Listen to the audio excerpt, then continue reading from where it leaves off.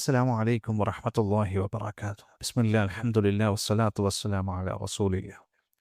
ബഹുമാന്യരായ സഹോദരങ്ങളെ, സത്യവിശ്വാസികളെ, വിശുദ്ധ ഖുർആനിൻ്റെ 114 അധ്യായങ്ങൾ വായിക്കുമ്പോൾ നമ്മളെല്ലാം അതിൻ്റെ പേരുകൾ പലപ്പോഴും ശ്രദ്ധിക്കാറുണ്ടായിരിക്കും.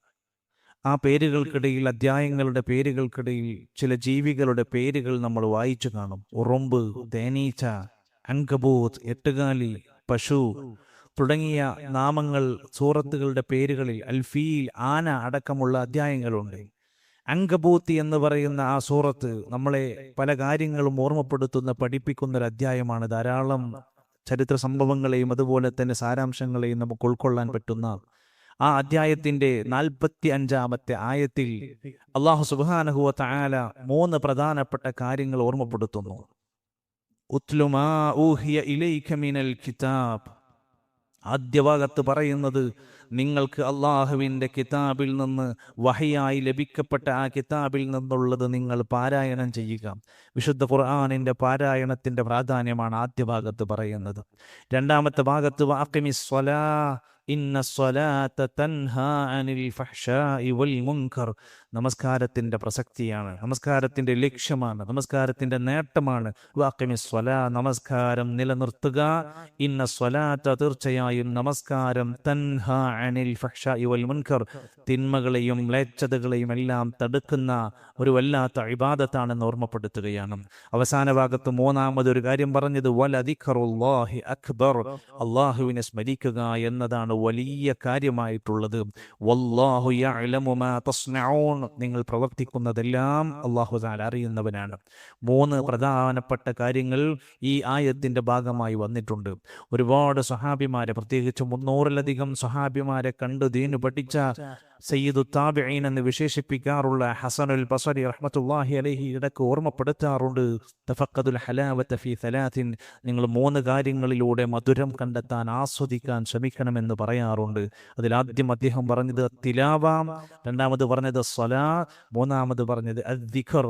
അതുകൊണ്ട് ഖുർആൻ പാരായണത്തിൻ്റെയും ദിഖറിൻ്റെയും നമസ്കാരത്തിൻ്റെയും ഒക്കെ പ്രസക്തി ഓർമ്മപ്പെടുത്തിക്കൊണ്ട് പറഞ്ഞ സാരാംശങ്ങൾ കാണാൻ സാധിക്കും.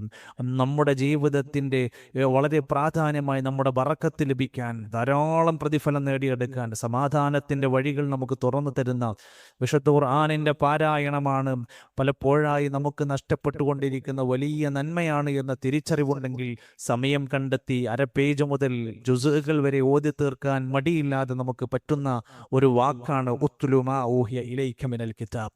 നമസ്കരിക്കാൻ ഓതുണ്ടാക്കി പോകുന്ന ഓരോ സമയവും നമ്മൾ ഖൈറിലാണ്. നമ്മളെ തിന്മയിൽ നിന്ന് തടുക്കുന്ന, നമ്മളെ ശുദ്ധീകരിക്കുന്ന, മനസ്സും ശരീരവും കുളിർപ്പിക്കുന്ന പടച്ചവനോട് സംസാരിക്കാൻ പറ്റുന്ന, അള്ളാഹുവിനോട് ഒരു അടിമ എന്ന നിലക്ക് നന്നായി തുറന്ന് സംസാരിക്കാൻ പറ്റുന്ന രംഗമാണ് നമസ്കാരം എന്നത് എന്ന് ഓർമ്മപ്പെടുത്തുകയാണ്.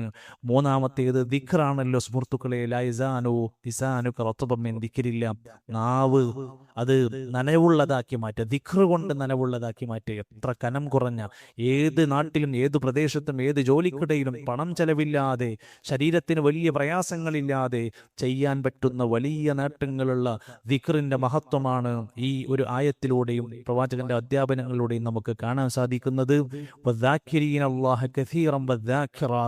അള്ളാഹുവിനെ ധാരാളം സ്മരിക്കുന്ന പുരുഷന്മാരും സ്ത്രീകളുമൊക്കെയായി മാറാൻ നമുക്ക് കഴിയേണ്ടതുണ്ട്. അത് വലിയ നേട്ടവും വലിയ ഫദ്ലും ശ്രേഷ്ഠതയും നിറഞ്ഞ കാര്യങ്ങളാണ് എന്ന് ഓർമ്മപ്പെടുത്തൽ. വല്ലാഹു യഅലമു മാ തസ്നഊൻ, നിങ്ങൾ എന്തൊരു കാര്യം ചെയ്യുന്നതും അല്ലാഹു തആല അറിയുന്നുണ്ട് എന്ന ഓർമ്മപ്പെടുത്തലോടെയാണ് സൂറത്തുൽ അൻകബൂത്തിന്റെ 45-ാമത്തെ ആയത്ത് അവസാനിപ്പിക്കുന്നത്. അല്ലാഹു സുബ്ഹാനഹു വ തആല ഖൈറായ എല്ലാ വഴികൾ തുറന്ന് റബ്ബിന്റെ മാർഗത്തിൽ കൂടുതൽ ഇബാദത്തുകളോടെ മുന്നോട്ട് പോകാൻ തൗഫീഖ് നൽകുമാറാകട്ടെ. വസ്സലാമു അലൈക്കും വറഹ്മത്തുള്ളാഹി വബറകാതുഹു. വിസ്ഡം ഇസ്ലാമിക് ഓർഗനൈസേഷൻ അവതരിപ്പിക്കുന്ന നേർവഴി, എല്ലാ ദിവസവും ഏതാനും മിനിറ്റുകൾ സാമൂഹിക, വൈയക്തിക, കുടുംബരംഗങ്ങളെ വിശകലന വിധേയമാക്കുന്നു. അറിയുക, അറിയിക്കുക, നേർവഴി. Peace Radio. Tune to reality.